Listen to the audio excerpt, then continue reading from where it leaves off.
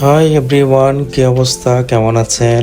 নাম দেখেই বুঝতে পেরেছেন আজকে আমি কোন জায়গা নিয়ে কথা বলতে যাচ্ছি। এখানে দেখতে পাবেন শেরপুরের কিছু দর্শনীয় স্থান। শেরপুর জেলা বাংলাদেশের ময়মনসিংহ বিভাগের একটি প্রশাসনিক অঞ্চল। পূর্বে 1829 থেকে 2015 সাল পর্যন্ত এটি ঢাকা বিভাগের অন্তর্ভুক্ত ছিল।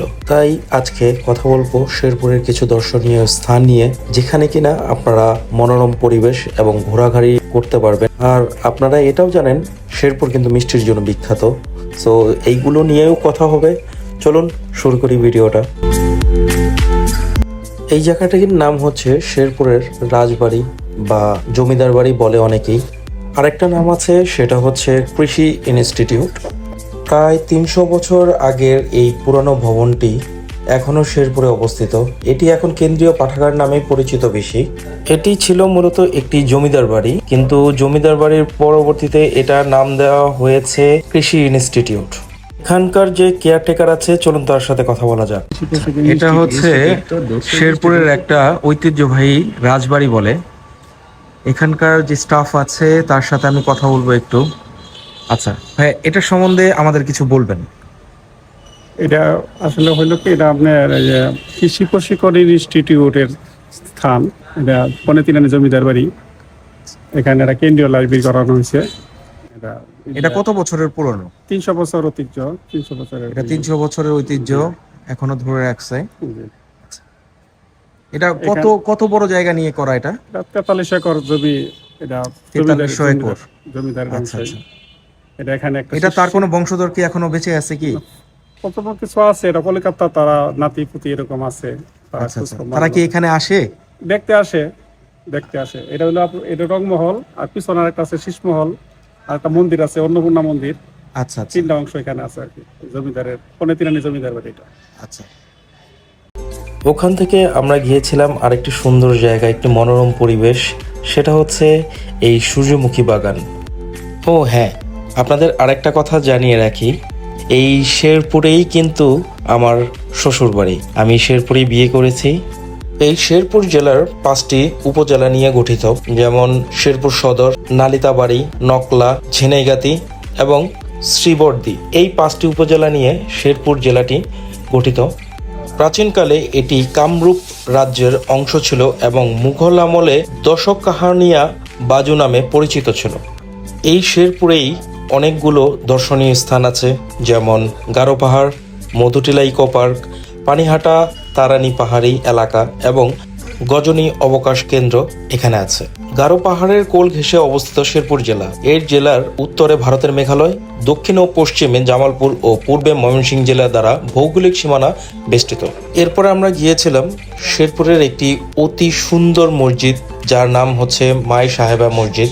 মাই সাহেবা জামে মসজিদ শেরপুর জেলার সবচেয়ে বড় মসজিদ। এই মসজিদটি তৎকালীন 3 আনি জমিদারের খাজনা আদায়ের ঘরের সাথে একটি পরিত্যক্ত ঘর ছিল। সেই ঘরটিতে স্থানীয় প্রজা মহিলা নামাজ আদায় করেছেন। পরবর্তীতে জমিদারের নির্দেশে ঘর ভেঙে মসজিদ নির্মাণ করা হয়।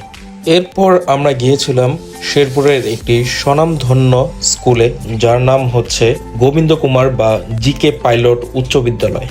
এই স্কুলটি শেরপুর জেলার ঐতিহ্যবাহী শিক্ষা প্রতিষ্ঠানগুলোর মধ্যে গোবিন্দ কুমার জিকে পাইলট উচ্চ বিদ্যালয় অন্যতম। এটি শেরপুর জেলার একটি অন্যতম পুরনো ও স্বনামধন্য বিদ্যালয়, যা শিক্ষার মান উন্নয়নে দীর্ঘকাল ধরে ভূমিকা রাখছে। এটি শেরপুর পৌরসভার অন্তর্ভুক্ত এবং স্থানীয়ভাবে অত্যন্ত পরিচিত একটি নাম। তবে স্কুলের আশেপাশের কিছু মানুষের কাছ থেকে শোনা গেল, এই স্কুলটি পুরনো হওয়ার কারণে অনেক ভুতুড়ে কাহিনীও নাকি ঘটেছে, অনেকের সাথেই ঘটেছে। তবে আমার এরকম কোনো তথ্য জানা নেই। যদি আপনাদের কোনো কিছু জানা থাকে এই স্কুল সম্বন্ধে, কমেন্ট করে অবশ্যই আমাকে জানাবেন, আমিও জানবো। সর্বোপরি স্কুলটি কেমন লেগেছে আপনাদের জানাবেন অবশ্যই। তারপর ওখান থেকে হাঁটতে হাঁটতে বের হয়ে দেখছি শেরপুর জেলা ডাকঘর। ডাকঘরটি বন্ধ ছিল ঈদের কারণে, পরে আমাদের আর দেখানো হয়নি। হাঁটতে হাঁটতে ক্লান্ত হয়ে গেছি, তাই চিন্তা করলাম কিছু খাওয়া দাওয়া করা যাক। চলে গেলাম শেরপুরের বিখ্যাত মিষ্টির দোকান অনুরাধাতে। শেরপুরের এই অনুরাধা মিষ্টির দোকানটি রসমালাইয়ের জন্য সেরা। মানুষের ভিড় দেখেই বুঝতে পারছেন যে এখানে মানুষ প্রচুর পরিমাণে আসে রসমালাই কেনার জন্য। এখানকার রসমালাইগুলো অনেক বেশি টেস্ট, আমি নিজেও খেয়েছি অনেকবার, ভালোই লেগেছে আমার কাছে। চলুন এখানকার একজনের সাথে কথা বলে আসি। ভাই ভালো আছেন আপনি? আলহামদুলিল্লাহ ভালো আছি। আপনি এই দোকানে কতদিন ধরে আছেন? আমি এই দোকানে 13 বছর। 13 বছর। হ্যাঁ, 13 বছর ধরে আপনি কি মিষ্টি কারিগর? আমি মিষ্টি কারিগর, আমি সেল করি, আমি Sell করেন? বেচা কিনি করি। হ্যাঁ, আচ্ছা আচ্ছা। এখানে কি কি মিষ্টি আছে আপনাদের? এখানে মিষ্টি আছে যে এটার আমরা কই আমিত্তি, কেউ কই ছানার জিলাপি, এই যে রসগোল্লা আছে, এটা কি দিয়ে বানানো? এটা ছানা দিয়ে বানানো হয়, এটা এটা ছানা ছানা দিয়ে? দিয়ে বানানো। আচ্ছা এটা কেউ কয় ছানার জিলাপি, আমরা কই আমিত্তি। আচ্ছা। আবার এই যে আছে এটা রসগোল্লা, এটা কি রসগোল্লা? এটা রসগোল্লা। আচ্ছা। এই যে আরেকটা আছে এটা হলো লালমোহন, এটা কি বলে? এটা লালমোহন কয়। লালমোহন। হ্যাঁ। আচ্ছা। আর এটা হলো স্পঞ্জ রসগোল্লা, এটা চিনি পরিমাণ স্পঞ্জের খুবই কম। রসগোল্লা। হ্যাঁ, চিনির পরিমাণ খুবই কম। আমি এখানে কোনো প্রমোশনাল ভিডিও করতে আসিনি।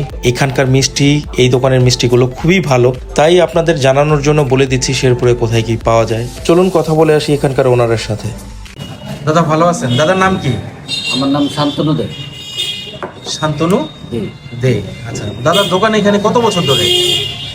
দোকানটা আসলে আমার দাদুর বাবার আমল থেকে এই দোকানটা। আপনার দাদুর বাবার আমল থেকে? আমার বাবার কত সালে এটা এটা হয়েছে? আসলে আমাদের 1923 সালে এই জায়গাটা আমাদের কেনা হয়, তারপর থেকে এখানে দোকান তৈরি করা হয়। আচ্ছা তো শুরুর দিকে ছোট আকারে ছিল, আর তারপর বিশেষ করে আমার বাবা এই দোকানটার নামকরণ করেন অনুরাধা। হ্যাঁ, অনুরাধা করেন, নাম দেন, তারপরে উনি পরিশ্রম করেন যাতে এই দোকানটা আসলে সুনাম এবং কি আমাদের যে মিষ্টির গুণমান তৈরি করা, যে আজকে এই শেরপুরে যে মানুষ চেনে অনুরাধাকে একটা মেয়েকে, এখানে মিষ্টিটা ভালো, সেটা আমার বাবা আসলে এখানে শ্রম দেন করেন। এখন আমরা এটা ধরে রাখছি। এখন আমাদের এখানেও আমরা দুই ভাই এই মিষ্টির দোকানটা পরিচালনা করি এবং কি আমরা এটাই চেষ্টা করি যেন আমরা মানুষকে ভালো এবং গুণগত মান রেখে মিষ্টি মানুষকে। আপনাদের কারখানার পরিবেশও দেখলাম খুব সুন্দর, ভালো। আমরা আমাদের একদম পরিষ্কার পরিচ্ছন্ন দেখলাম। পরিচ্ছন্নভাবেই কাজ করি। এই জন্য সবাইকে দেখানোর চেষ্টা করলাম আমরা যে আপনাদের কারখানার পরিস্থিতি খুবই সুন্দর। জিনিসটা খুব ভালো লাগলো। ওকে দাদা, থ্যাংক ইউ। দেখলেন তো, তারা খুব পরিষ্কার পরিচ্ছন্নভাবে মিষ্টিগুলো রাখে এবং খুব বেশি হাইজিন মেনটেন করে তারা মিষ্টি সেল করে। সো এই দোকানের মিষ্টি খাওয়াই যায়, কি বলেন? এরপরে আমরা রওনা হলাম গজনির উদ্দেশ্যে। গজনি কিভাবে গেলাম সেটা আপনাদের দেখানো হলো না, কারণ আমার ক্যামেরাতে একটু প্রবলেম হয়েছিল, এই জন্য আপনাদের দেখানো হয়নি। তবে আমি বলে দিব সবই। ওই দিন ওয়েদারটা ছিল দুর্দান্ত, মেঘলা মেঘলা ওয়েদার, ঘোরার জন্য পারফেক্ট একটা পরিবেশ। ঢাকা থেকে রওনা দিয়ে এই গজনিতে আপনি একদিনের মধ্যেই আসতে পারবেন, একদিনে ঘুরে আবার ঢাকায় ফিরেও যেতে পারবেন। গজনির চারিদিকে রয়েছে বন আর বন, রয়েছে ঝুলন্ত ব্রিজ, এখান দিয়ে আপনি হেঁটে যেতে পারবেন। ব্রিজ দিয়ে হাঁটার সময় ব্রিজটা হালকা হালকা একটু দুলবে, আপনার খুবই ভালো লাগবে ব্রিজটা দিয়ে হাঁটতে। পরিবার নিয়ে ঘোরার মতো খুব সুন্দর একটা পরিবেশ হচ্ছে এই গজনি পাহাড়। এই গজনি পাহাড়ের আশেপাশে রয়েছে প্রচুর পরিমাণ হাতি। তবে আমরা এই হাতি দেখার জন্য অনেক ভেতরে গিয়েছিলাম, কিন্তু হাতির দেখা পাইনি। এটা হচ্ছে গজনি পাহাড়ের যে ওয়াচ টাওয়ার আছে, এই ওয়াচ টাওয়ার থেকে পুরো গজনি পাহাড়টা দেখা যায়। পুরো গজনি যতটা বন আছে জুড়ে খুব সুন্দর একটা পরিবেশ, চারিদিকে সবুজ আর সবুজ, খুব ভালো লাগবে।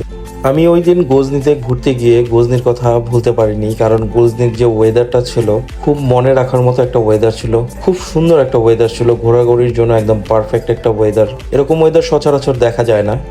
গজনিতে কোথায় কত টাকা টিকিট, এই ঝুলন্ত ব্রিজে কত টাকার টিকিট, তারপরে এখানে ঢুকতে কি পরিমাণ টাকা লাগে, এইটা নিয়ে আমি আরেকদিন আলোচনা করব আপনাদের সাথে। এই গজনির আশেপাশে দেখবেন প্রচুর গারোদের বসবাস, গারোরাই বেশিরভাগ বসবাস করে এখানে।